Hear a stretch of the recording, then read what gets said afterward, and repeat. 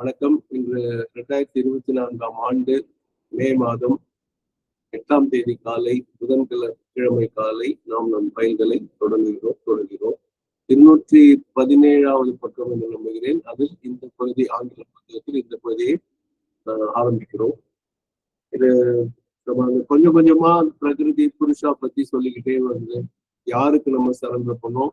முதல்ல புருஷா வந்து பிரகிருதிக்கு கட்டுப்பட்ட மாதிரி தோணும். பிரகிருதி தான் அந்த போக்குல போயிட்டு இருக்கும். பழைய பழக்கங்கள் எல்லாம் வச்சுன்னு இப்போ எப்படி மாறுதுன்னு பாருங்க நிலை. அப்ப புருஷா வந்து இந்த சாங்ஷனிங் அத்தாரிட்டி, ஒன்று செய்யலாம் செய்யக்கூடாது என்பதெல்லாம் அது முடிவெடுக்கும் நிலையில் அது இருக்கிறது.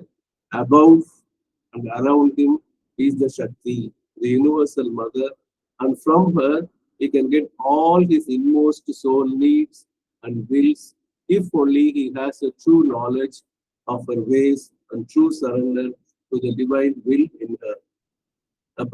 Above him is the Shakti, above him is the universal mother. பிரபஞ்ச அன்னை என்றும் சொல்லலாம், அதை சக்தி என்றும் சொல்லலாம்.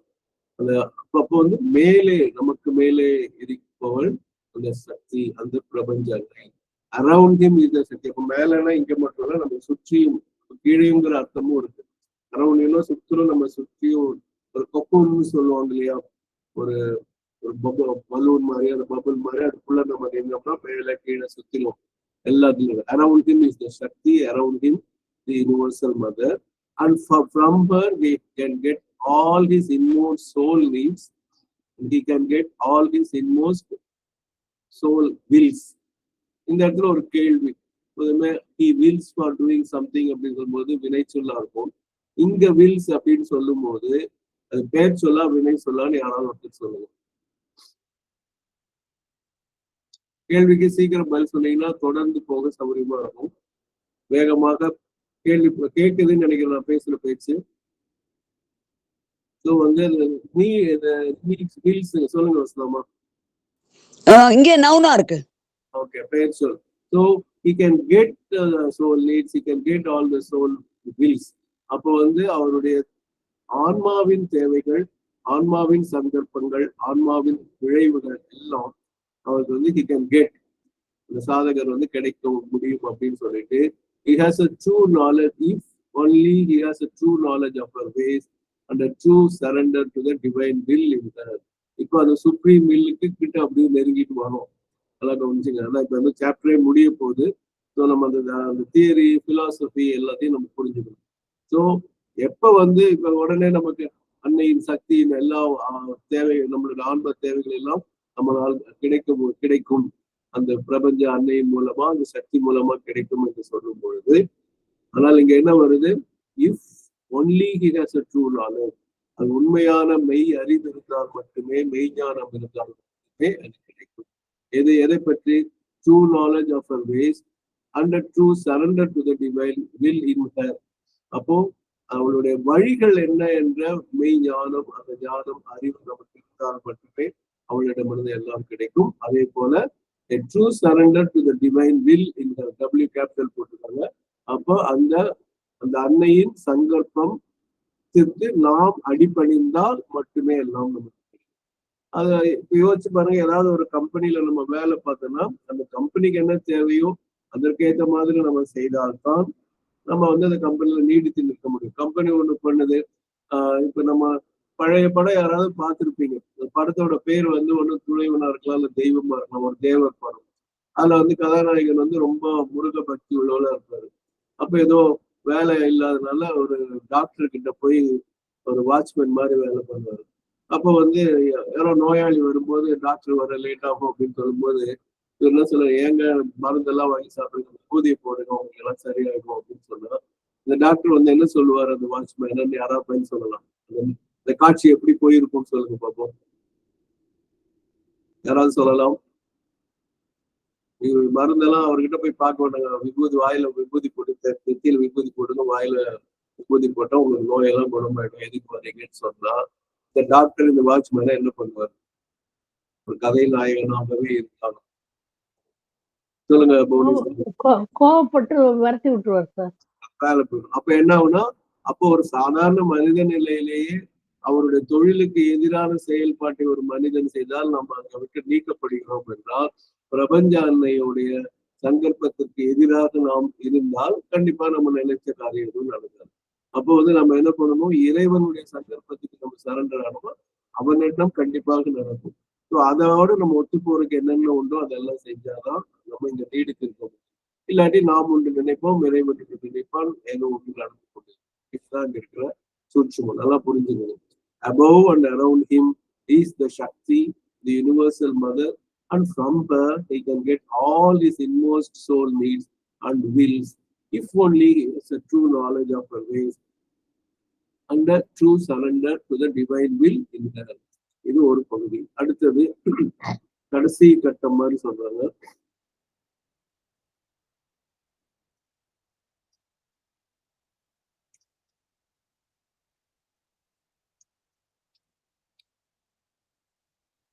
Finally, he becomes aware of that highest dynamic self within him and within nature, which is the source of all his seeing and knowing, the source of the sanction, the source of the acceptance, the source of the rejection. அப்போ highest dynamic செல்ஃப்னா பரமாத்மான்னு தாராளமா சொல்லலாம். இல்ல நம்மளுடைய இதுல பார்த்தா சுப்ராமெண்டல்னு சொல்லலாம். So he becomes, the sadhak becomes aware of that highest dynamic self within him. அப்ப நம்ம கொஞ்சம் முன்னாடி பார்த்தது பிரபஞ்ச அன்னை. அப்ப அந்த பிரபஞ்ச அன்னைக்கும் மேலாக இது பரமாத்மா மாதிரி இருக்கு. He becomes aware of that highest dynamic self. The dynamic selfனா அது நிர்குண பிரம்மன் அல்ல, சகுண பிரம்மன்றது புரிஞ்சுக்கணும். அது இயங்கக்கூடிய பரமாத்மா within him, அவருக்குள்ள இயங்கி கொண்டிருக்கக்கூடிய அந்த பரமாத்மா. And within nature, இயற்கையில் இயங்கிக் கொண்டிருக்கக்கூடிய அந்த பரமாத்மா, which is the source of all his seeing and knowing. இந்த இடத்துல சீயிங்க வெறுமனே பார்ப்பது என்று மட்டும் பொருள் அல்ல. இது சில நேரம் அந்த கண்ணால் கேட்போங்கிற மாதிரி வரும். இப்ப நீங்க அந்த மகாபாரத தொடர்ல எல்லாம் பார்த்திருப்பீங்க. திருதராசன் கண் பார்வையற்று அவர் உட்கார்ந்துட்டு இருப்பாரு.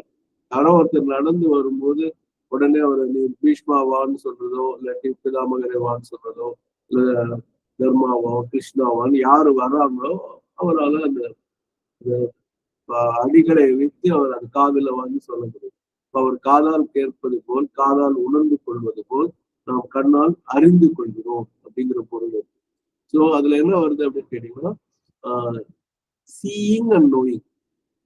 the செல்ஃபுக்கு source of seeing, source of knowing, அதுதான் சாரம். அந்த அறிந்து கொள்வதற்கு, தெரிந்து கொள்வதற்கு அதுதான் சாரம். the source of the sanction, அந்த அனுமதிக்கு உண்டான அது அடிப்படை சாரமும் அதுதான், அடிப்படை அதுதான். the source of the acceptance, ஏற்பதற்குரிய சாரமும் அதுவே, அடிப்படையும் அதுவே. the source of the rejection, ஒதுக்குதல் விலக்குதலுக்குரிய அடிப்படையும் அதுவே. ஸோ ஃபைனலி அதை பற்றிய விழிப்புணர்வு சாதகருக்கு வருது. Finally, he becomes aware of the highest dynamic self within him and within nature, which is the source of all seeing and knowing, the source of the sanction, the source of the acceptance, the source of the rejection.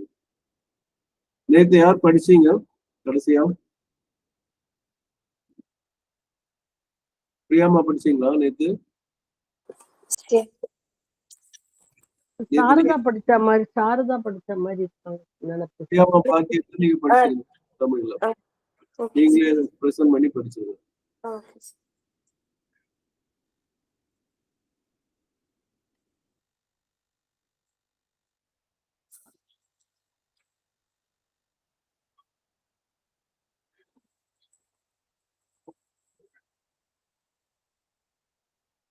அவனை சூழ்ந்தும் அவனுக்கு மேலும், பக்கம் 342, கீழே ஒரு 15-20 வரையில.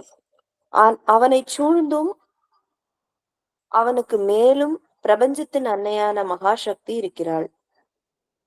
அவளுடைய வழிகளை பற்றிய மெய்யான அறிவும், அவளுள் இருக்கும் தெய்வீக சங்கற்பத்திற்கு உண்மையாக சரணடைவதும் மட்டும் அவனிடம் இருந்தால், அவன் தன் ஆன்மாவின் ஆழ்ந்த தேவைகள் அனைத்தையும் அவளிடமிருந்தே பெற முடியும்.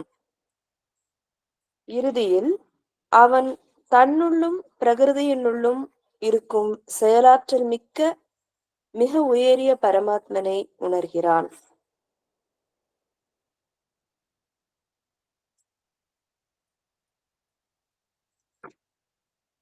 தொடர்ந்து படிங்க பிரியமா. அவனை அந்த ஆத்மனே அவனது எல்லா அறிவுக்கும் காட்சிக்கும் மூல ஊற்று. ஒப்புதல் அளித்தல், ஏற்றுக்கொள்தல், விலக்கி ஒதுக்குதல் அனைத்துக்கும் மூல ஊற்று அதுவே. அவ்வளவுதான். நன்றிங்கம்மா. தேங்க்யூ.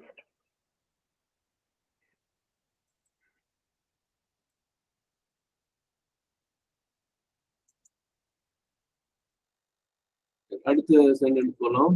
ஏன்னா ரெண்டா அந்த தொடர்பு இருக்கிற மாதிரி தமிழ்ல படிச்சா இன்னும் நமக்கு புரியும். அதுக்காக தான் இப்ப 217 நம்ம 218 பக்கத்துக்கு போயிட்டு இருக்கோம். 217 கடைசி சென்டென்ஸ். ஓகே.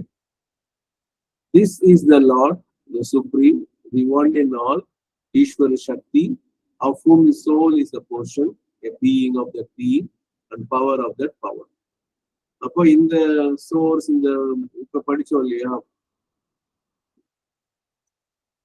முந்தின சென்டென்ஸ்ல நம்ம படிக்கும்போது dynamic self, he becomes aware of that highest dynamic self. That dynamic self is the Lord, அவர்தான் பிரபு, அவர்தான் தலைவர். This is the supreme, அதுதான் பரமாத்மா. This is the one in all, எல்லாவற்றிலும் இருக்கக்கூடிய அந்த ஒருமை இவர்தான். This is the ஈஸ்வர சக்தி, ஈஸ்வரன் சக்தி என்று சொல்லக்கூடிய தன்மை அங்குதான். Of whom his soul is a portion. அப்ப இங்க எப்படி படிக்கும்? This is the Lord of whom his soul is a portion. This is the supreme of whom his soul is a portion. This is the one in all of whom his soul is a portion. This is the ஈஸ்வர சக்தி of whom his soul is a portion. அப்ப எதில் அதில் இப்பெல்லாம் ஒரு பங்காக ஒரு பாகமாக அவன் இருக்கிறான். A being of that being, அந்த பெரும் ஜீவனின் ஒரு ஜீவனாக, a power of that power, அந்த ஆற்றலின் ஆற்றலாக இவன் இருக்கிறான். இங்க பாத்தீங்கன்னா this is the Lord of whom the soul is a portion. இதை படிக்கும் போது உங்களுக்கு எந்த ஞாபகம் வருது? யாராவது சொல்ல முடியும்? இந்த வார்த்தையை படிச்ச உடனே யாராவது சொல்ல முடியுது? எதை நினைவூட்டுகிறது? சொல்லுங்க. வணக்கம் சார். ஒரு இடையரா பிரார்த்தனைன்னு ஒண்ணு சொல்லுங்க சார். அந்த இருக்கு எனக்கு. இல்ல இன்னொன்னு, the being of the being, power of the power. பிரியாமா சொல்லுங்கம்மா. சார், இதுக்கு முன்னாடியுமே அந்த இது கொஞ்சம் வரும்போது அந்த என்னுடைய பகுதி ஒரு சிறு துளியை உன்னுள் நான் வைத்திருக்கிறேன்றது எனக்கு ஞாபகம் வருது சார். எதுல வருது? எந்த ரைட்டிங்? எந்த ரைட்டிங்லன்னு கேக்குறேன். எதுல எனக்கு தெரியாது சார். மதர் சொல்லிருக்காங்கல்ல சார், என்னுடைய ஜீவனின் ஒரு துளியை உன்னுள் நான் வைத்திருக்கிறேன்னு சொல்றாங்கல்ல சார். அதுதான் எனக்கு வேற கிட்டத்தட்ட இதே மாதிரி வார்த்தைகள் காட்டுறேன். நீங்க முதல்ல நீங்க சொன்னீங்கன்னா நல்லா இருக்கும் பார்த்தேன்.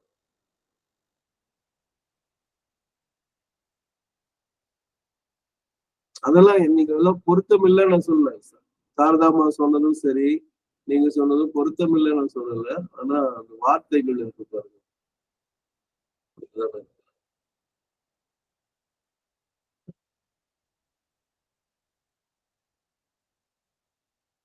ஏன்னா அதுக்கும் இதுக்கும் ரொம்ப, அதாவது கருத்துக்களும் இது பண்ணுங்க. அதனால சொல்றேன். சொல்லுங்க வசனமா. Thank you, sir. The last stage of this perfection will come when you will be completely identified with the Divine Mother. கரெக்டா நான் எடுத்து வச்சிருக்கேன். படிங்க. The last stage of this perfection, இது நம்ம The Mother book உடைய chapter 5 உடைய closing portion, page 25 in the small book. The last stage of this perfection will come when you are completely identified with the Divine Mother and feel yourself to be no longer another and separate being, instrument, servant or worker, but truly a child and eternal portion of a consciousness and force. Always she will be in you and you in her. It will be your constant, simple and natural experience that all your thought and seeing and action and your breathing, your very breathing or moving come from her and are hers.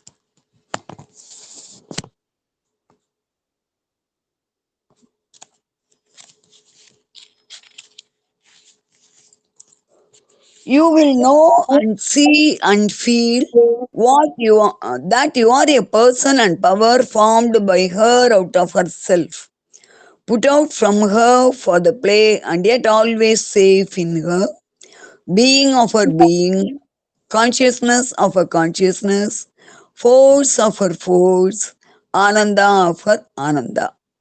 When this condition is entire and her supramental. போதுமா? ஓகேங்களா? நன்றி வசந்தம்மா, இதான் சரியான. Thank you, sir. இப்ப அந்த இது வந்து ரொம்ப, அதாவது இதுதான் வந்துட்டு நமக்கு ரொம்ப முக்கியமானது. இதுவும் அதுல என்னன்னா, இந்த சாப்டர் ஆரம்பிக்கும் போது நீங்க இங்கே அந்த வாலிஷன் அதெல்லாமே இருக்கு பாருங்க. அப்படியே அந்த வார்த்தைகள் நம்ம சிந்தசிஸ்ல என்ன படிச்சோம், இங்கே புருஷா அசன்ட் இருக்கு, எல்லாமே இதுல இருக்கு.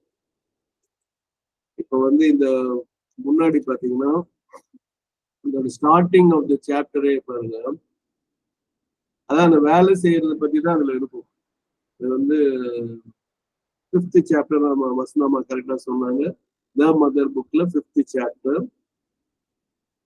இதுல வந்து if you want to be a true doer of divine works, your first aim must be to be totally free from all desire and self regarding ego அப்படின்னு ஆரம்பிச்சு all your life must be an offering. So அந்த வந்து நம்ம அந்த supreme will அதுக்கு surrender ஆகணும், அந்த sacrifice to the supreme அப்படின்னு only to serve, to receive, to fulfill, becoming a manifesting instrument of the divine Shakti in their works. அப்போ divine consciousness இப்படி அந்த ஒர்க் பத்தி தான் பார்க்கணும். அந்த you are capable, until you are capable of this complete dynamic, you have to regard yourself as a soul and body created for her service. இதுதான் வந்து ஜீவாத்மா பத்தின. One who does all for her sake. Even if the idea of the separate worker is strong in you and you feel that it is you who do that, do the act, yet it must be done for her. நீதான் வேலை செய்யறனாலும் அவளுக்காக நீ செய்ய வேண்டும். All stress of egoistic choice, all hankering after personal profit, all stipulation of self-regarding desire must be extirpated from the nature. இயற்கையில் இருந்து அதெல்லாம் நமக்காகங்கிற அந்த சுயநலம் விலகி செல்ல வேண்டும். There must be no demand for the fruit and no seeking for reward. இதுதான் கர்மயோகத்தோட அடிப்படை. ஸோ வந்து எனக்கு வந்து இதுதான் இந்த பலன் வேணும், இந்த பரிசு வேணும், இந்த பதவி வேணும், பட்டம் வேணுங்கிற மாதிரி எதுவும் எதிர்பார்ப்பு இல்லாமல் இருக்க வேண்டும்ன்றது ஒரு இருக்கும். அப்புறம் வந்து the only fruit for you is the pleasure of the divine mother and the fulfillment of her work. இப்போ இறை அன்னை அதுல மகிழ்ச்சி, வேலையை பார்த்து அந்த மகிழ்ச்சி தான் உன்னுடைய ஒரே ஒரு பலன். Your only reward a constant progression in the divine consciousness, calm and strength and bliss. அப்ப in divine calm, divine strength and divine bliss. அப்ப வந்து நமக்கு கிடைக்கக்கூடிய பரிசு என்னன்னா, இறை உணர்வு, இறை அமைதி, இறை ஆற்றல், இறை ஆனந்தத்தில் தொடர்ந்து முன்னேறி கொண்டே இருப்போம். அதுதான் அதோடைய கிடைக்கிற reward. The joy of service and the joy of inner growth through works is the sufficient recompense of the selfless worker. அப்போ வந்து அந்த மகிழ்ச்சி, எந்த சுயநலம் இல்லாம செய்யக்கூடிய அந்த மகிழ்ச்சி தான் பெறும். அப்புறம் திருப்பி ஸ்ரீ அரவிந்தர் வந்தார். But the time will come, then you will feel more and more that you are the instrument of God. இப்போ முதல்ல நீங்க தான் வேலை பண்றீங்கன்னு முதல்ல என்ன இருக்கும். அப்புறம் வந்து அவங்க இப்ப நான் அன்னைக்கு சொன்ன மாதிரி அவங்களுக்கு கையில இருக்கிற ஒரு பேனா மாதிரி, நம்ம அவங்க என்ன நினைச்சு எழுதுறாங்களோ, எந்த மொழியில் எழுதுறாங்களோ, எந்த நிறத்தில் எழுதுறாங்களோ, அது கூட அவங்க கையில அது போன்ற கருவி நாம் அப்படிங்கிறது.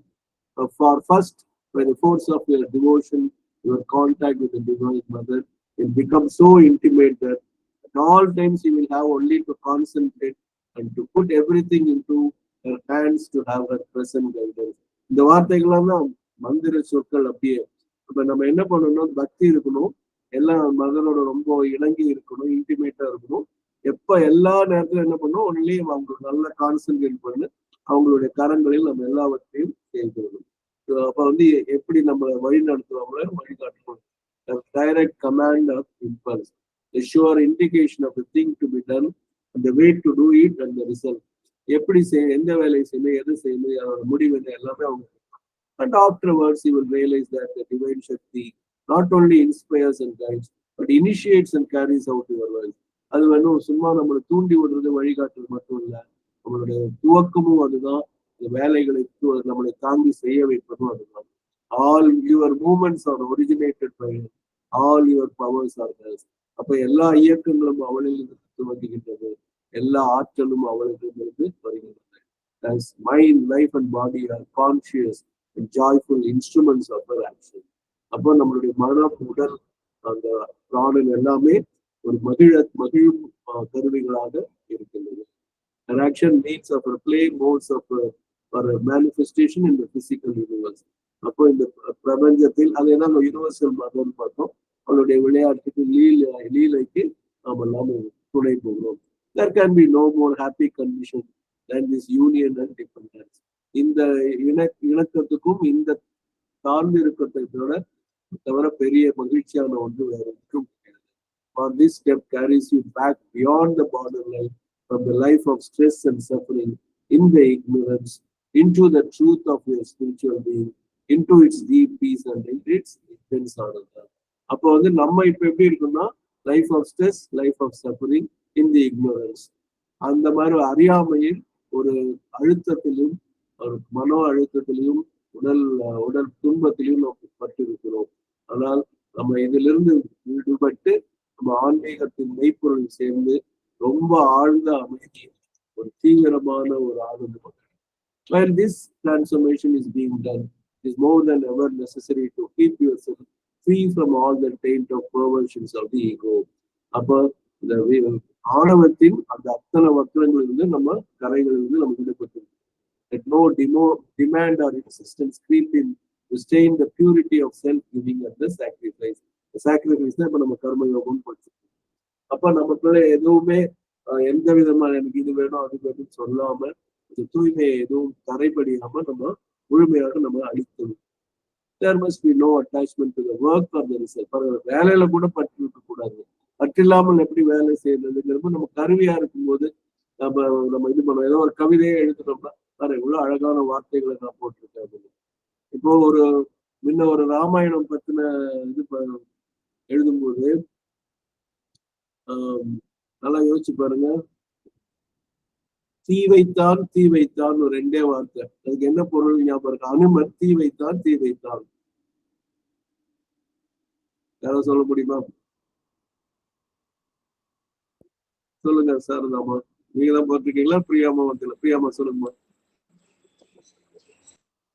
சார் அவங்க தான் ஃபர்ஸ்ட் ஆன்சர் பண்ணிருக்காங்கன்னு நினைக்கிறேன். யாரும் தெரியல, சரி சொல்லுங்க. அதான் சார், தீய வச்சிட்டாரு, தீவுக்கு வச்சுட்டாரு. தீ வைத்தான்.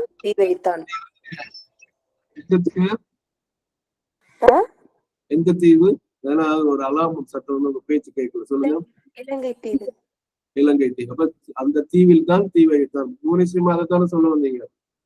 ஆமாங்க சார், அதைத்தான் சொல்ல வந்தேன். அப்ப என்ன ஆகுதுன்னா, அதை எழுதினவர் யாரும் தெரியுமா? வாலி. ஒரு கம்பன் கழகத்துல பேசின சொல். அப்போ அந்த மாதிரி ஒருத்தர் எழுதும் போது நான் அது மாதிரி ஒரு சிறப்பான வரிகள் எழுதணும், நான் எழுதியிருக்கேன், நான் பெருமை கொண்டேன்னு வைங்களேன், அது இதாகாது. அப்போ வந்து no attachment to the work. அந்த கவிதை எழுதணும் என்ன அழகா சொற்களை போட்டிருக்கேன்னு சொல்லி அந்த பற்று கூட இல்லாம, no laying down of conditions. எனக்கு இது வேணும், ஏசி இல்லாட்டி நான் ஒர்க் பண்ண மாட்டேன்லாம் சொல்லக்கூடாது. சேர் வேணும், அது வேணும். No claim to possess the power that should possess you. பொதுவா நம்ம எந்த பதவியை வந்து வேணும்னு நினைக்குமோ அந்த பதவி நம்மள பிடிச்சு கொள்ளும். No pride of the instrument. அதான் அன்னைக்கும் சொன்னேன், நான் எவ்வளவு நல்ல கருவிங்கிற ஒரு பெருமை கொள்ளக்கூடாது. நோ வேனிட்டி ஆர் அரகன்ஸ், எந்த முரட்டத்தனும். Nothing in the mind or in the vital or physical part should be suffered to distort to its own use and seize for its own personal and separate satisfaction the greatness of the forces that are acting through you. அப்ப வந்து எதுவும் நமக்கு எந்த விதமான உடல்ல இது பண்ணக்கூடாது. நான் வேகமா போறேன்னா நம்ம இது வந்து மெயின் புத்தகம் இல்லை. Let your faith, let your sincerity, let your purity of aspiration be absolute and pervasive of all the planes and layers of the being. அப்ப நம்ம நம்பிக்கை, நேர்மை, தூய்மை, ஆர்வத்தின் தூய்மை எல்லாம் வந்து முழுமையாகும், எல்லா தளத்திலும் படர்வது போல் இருக்கட்டும். Then every disturbing element and distorting influence will progressively fall away from your nature. So உங்கள் இயற்கையிலிருந்து எல்லா தொல்லை அளிக்கக்கூடிய கூறுகளும் வக்கரங்களும் நம்ம விட்டு போயிடும். இப்ப நம்ம படிச்சது இதைத்தான் நம்ம படிச்சோம். The last stage of this வசனமா இதைத்தான் படிச்சோம். When you are completely identified with the divine mother, அப்போ வந்து முழுக்க முழுக்க அன்னையும் நீங்களும் ஒன்றாக இணைத்து விட்டால் அப்ப அது பிரிவது இல்லை. Feel yourself to be no longer another. முதல்ல வந்து நான் தான் செய்யறேன்னு இருக்கும், அப்புறம் கருவின்னு வந்துச்சு. ஆனா அந்த கருவியும் அன்னையும் வேற இல்லை, இது ஒண்ணுதான். So there is no longer another separate being, no longer another instrument, no longer servant, no longer worker, but truly a child and eternal portion. இதைத்தான் நம்ம போர்ஷன் படிச்சோம். இப்ப நம்ம சிந்தசிஸ்ல படிச்சோம்னா consciousness and goal. Always she will be அவளில் நீ இருப்பாய், உன்னில் அவள். It will be your constant experience. It will be your simple experience. It will be your natural experience. All your thought and seeing and action. இங்கே அதே இடத்துல நம்ம அந்த சீயிங் பார்த்தோம். அதை கவனிச்சு பாருங்க. இந்த நாலேஜ்ங்கிற ஒரு வார்த்தை பார்த்தோம்னா சீயிங் அண்ட் நாலேஜ் சிந்தசிஸ் பண்ணும். அப்படியே அந்த வார்த்தைகளும் இருக்கு. All your thought and seeing and action அந்த டைனமிக் செல்ஃப்ல பார்த்தோம். Your very breathing and moving come from her and are hers. அப்ப மூச்சு விடுறது கூட அவங்ககிட்ட இருந்தா வருது, அவளுடையது அது அப்படின்னு சொல்லும்போது எப்படி ஒரு விஷயம் நினைச்சு பாருங்க. You will know and see and feel that you are a person and power found by her out of us. அவளில் இருந்து உருவாக்கப்பட்ட ஆற்றல். Put out from her home for the play and yet always safe in her. அவளுடைய லீலைக்காக, அவளுடைய விளையாட்டுக்காக அவளிலிருந்து விடுபட்டதாக அவளில் என்றும் அது பாதுகாப்பாக இருக்கும். இதுதான் being of our being, consciousness of our consciousness, force of her force, all of her honor. When this condition is entire and the supramental energies can really move you, then you will be perfect in divine works. So வந்து இந்த condition எல்லாம் முழுமையாகி அந்த அதிமான ஆற்றல்கள் எல்லாம் நம்ம இயல்பாக சுதந்திரமாக இயங்க தொடங்கினால் அப்ப நீங்க வந்து கருவி அதெல்லாம் கிடையாது. You will be perfect in divine works. இறை பணிகளுக்கு நீங்க முழுமையானவங்க இருக்கு. Knowledge, will, action will become sure, simple, luminous, spontaneous, flawless, an outflow from the supreme, a divine movement, the eternal. So will and the knowledge is ஞான யோகம், will is பக்தி யோகம், கர்ம யோகம், action will become pure. Action is கர்ம யோகம். So வந்துட்டு இந்த இடத்துல அந்த பக்தி பத்தி வராட்டி கூட அது வந்து உள்ளடங்கி இருக்கும். Become sure, simple, luminous. நிச்சயமா இருக்கும், எளிதாக இருக்கும், ஒளி பொருந்தியதா இருக்கும், spontaneous, இயல்பாக வரும், flawless, குறையற்று இருக்கும், outflow from the supreme, the divine movement of the eternal. அந்த அனந்தனின் இயக்கமாக இருக்கும். ஸோ வந்து இன்னைக்கு அப்படி சிந்தசிஸ்ல இருந்து கொஞ்சம் தேவபாதற்குள்ள போயிட்டோம். அதுக்கு இருக்க இந்த பொருத்தம் வந்து நம்மளை இன்னும் நம்மளுடைய புரிதலை அதிகமாக்கும் என்ற ஒரே கருத்தின் காரணமாக நான் இதை படித்தேன். யாராவது உங்க கருத்து சொல்லலாம், ஏன்னா நம்ம அந்த பிரெஞ்சு வகுப்பு போக இன்னும் ஒரே ஒரு நிமிடம் கூட இல்லை. சொல்லுங்க வசதாமா. சார் இதுல ரொம்ப ப்ரெஷியஸ் பாயிண்ட் என்னன்னா, நம்ம அந்த சுப்ரீம் மதருடைய ஒவ்வொரு ஐடென்டிபிகேஷனோடையும் ஒன்றுபட்டு ஆனால் இட்டர்னல் வில் பரா சங்கல்பம் சுப்ரீம் வில்லோட பொருந்துரும். அந்த பாயிண்ட் ரெண்டுலயும் ஒரே மாதிரி அழகாகுது. அதுதான் அதுக்காக நான் எனக்கு கொண்டு வந்தேன். இன்னும் நமக்கு புரிதல் அதிகமா. நன்றி வசனமா. சரிங்களா? நம்ம அப்படி இதை நிறைவு செய்வோம். தமிழ்ல வந்து விருப்பப்பட்டீங்கன்னா நாளைக்கு நம்ம இதே விஷயத்த தமிழ்ல படிப்போம். ஏன்னா நேரம் இதாச்சு. இப்ப நம்ம படிச்ச அந்த 5வது அத்தியாயத்தை நாளை முழுமையாக படித்து விட்டு நம்மளுடைய இதை தொடங்குவோம். அப்ப இன்னும் நல்லா புரியும். அன்னை ஸ்ரீ அரவிந்தருக்கு நன்றி, வணக்கம்.